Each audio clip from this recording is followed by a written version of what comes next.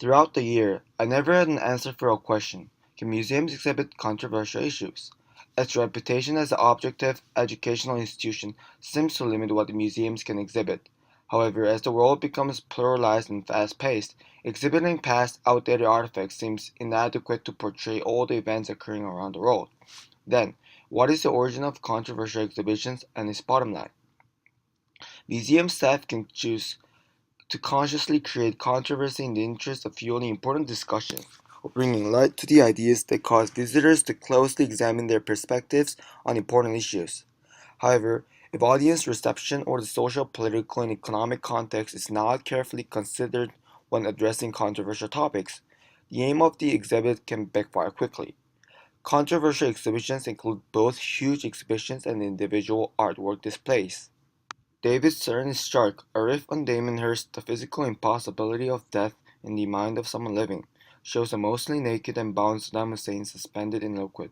The work was already banned once by Belgian town of Bidalkirky for the fear of upsetting Muslims, and continues to draw ire from entranced visitors. The artist Guillermo Vargas tied an emaciated dog to a wall in the Codes Gallery in Nicaragua. On the wall behind the dog were the words, "You are what you read," spelled out with dog food. It was reported that the dog died after the exhibition as a result of starvation.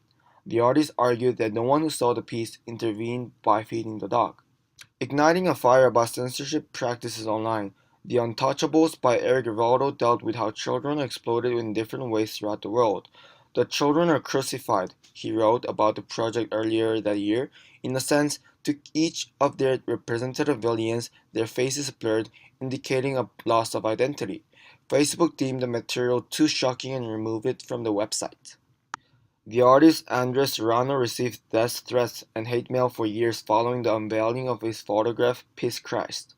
It was a photograph of a small plastic crucifix submerged in a jar of Serrano's urine.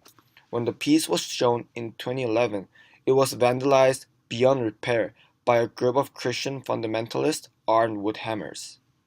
A young artist named Scott Tyler created a whirlwind of controversy with his piece, "What is the Proper Way to Display a Flag?" The piece was criticized when it debuted at the Art Institute of Chicago for being disrespectful to the flag. Thousands of people protested, and the Art Institute's funding was cut dramatically the following year. President Bush even made comment on the piece, calling it disgraceful. The entire U.S. Congress denounced the artwork as well, moving to pass further legislation to protect the flag. Colonial Williamsburg is an example of a slave auction.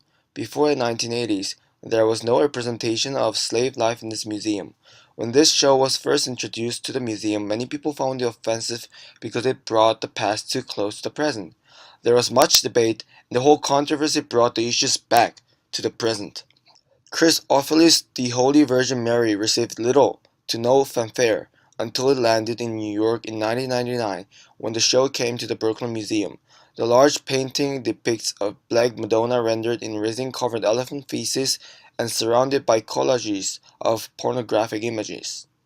Now, other than independent artworks, there are many exhibitions that cause controversy for its gravity of the subject. Apart from the education role, does museum has an obligation to exhibit socially controversial issues? In 1969, Harlem on My Mind at the Metropolitan Museum of Art, Newark, was the first concerted effort by a major art museum to address contemporary social concerns. It was criticized as a view of outsiders for implying that there is homogeneity within the black community and for its failure to adequately represent the relationship between black and whites. In 1985, the exhibit called Endings, an exhibit about deaths and loss, at the Boston Children's Museum stimulated public discussion of the appropriateness of an exhibit on death, particularly for a young audience. In late 1990s, in the Berlin Human Museum, more than 20 bodies and many body parts were displayed. Despite its goal to promote scientific inquiry, many interested groups, especially Christian groups, fiercely protested against the opening of the museum. Therefore, these museums and exhibitions clearly show us that whatever the museum is and how good the motivations are, there are always political questions that bars exhibitions. Before discussing the museum's role in civil society, the findings of a report into public attitudes to museums by Museum Association in 2013 found that there was a high level of trust in museums and a perception that museums have a role to play in society. However, the findings have sparked debate in the sector about whether museums should promote social justice issues. The Missouri History Museum seeks to deepen the understanding of past choices, present circumstances, and future possibilities, strengthen the bonds of the community, and facilitate solutions to common problems. The museum prioritizes civic society, individuals, and their lives. Then, if the museum focuses on the lives of people, how will they portray Ferguson issue, a racially divided issue that still resonates among people? So, what is the red line for museums? What issues can be displayed and what cannot? For museums like Civil Rights Museum, for example, only politically neutralized objects could be delayed. However, how about Missouri History Museum? To answer these unsolved museum questions, I interviewed Gwen Moore, a creator of landscape and community identity in Missouri History Museum. Her experience in civil rights exhibitions and many political exhibitions shed light on these questions we had throughout the semester. Individuals make history. Well, we know events make history and circumstances, but it's how individuals react to those circumstances and react to those events that really tells the real story. As you can see, the museum offers genealogy and history search for citizens online. Well, I consider myself very socially conscious, very racially conscious. Well, they should not do politically neutral. That makes no sense. I mean, or politically compromised. I think you should present the truth. And if the truth is difficult, then it's difficult. If the truth offends, it offends. But you gotta tell the truth. History of this region. Sometimes the history is a nice, pleasant history. A lot of times it's not, especially when it comes to race and race relations. We have a very troubled past here. And if we tell the history of those relationships, it's going to be uncomfortable for some people.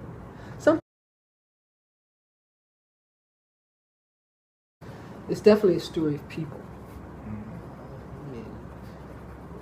And it's Mike Brown's story, it's Darren Wilson's story, it's the people of Ferguson's story. First of all, we did have a town hall right after the Ferguson eruption. Okay. We had a town hall meeting. We had people come here and discuss the issues that were involved. I think we had a standing room only crowd.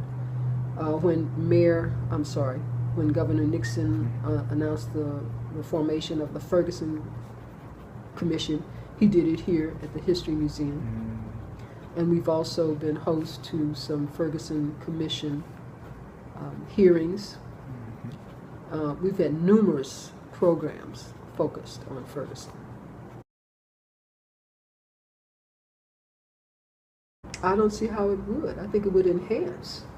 Wouldn't you? I mean, that's our job and our role. And education is about informing people. And like I said, it's about telling the truth, telling what happened.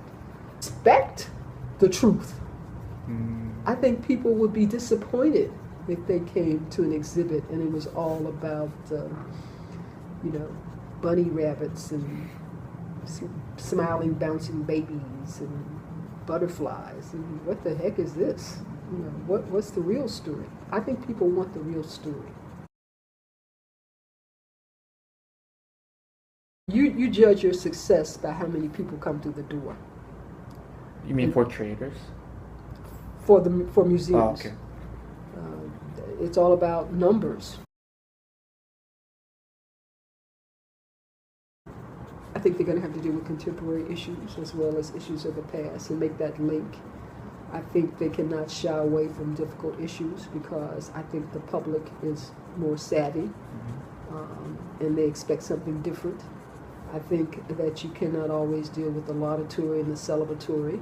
You can deal with that, but you also have to deal with those other issues as well, the more difficult issues. You have to present the truth, even if the truth is not always pleasant.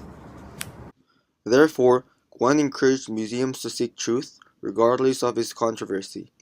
It is not an option, but an obligation to the society that museums contribute to the discussion by demonstrating often uncompromisable, emotionally sensitive issues.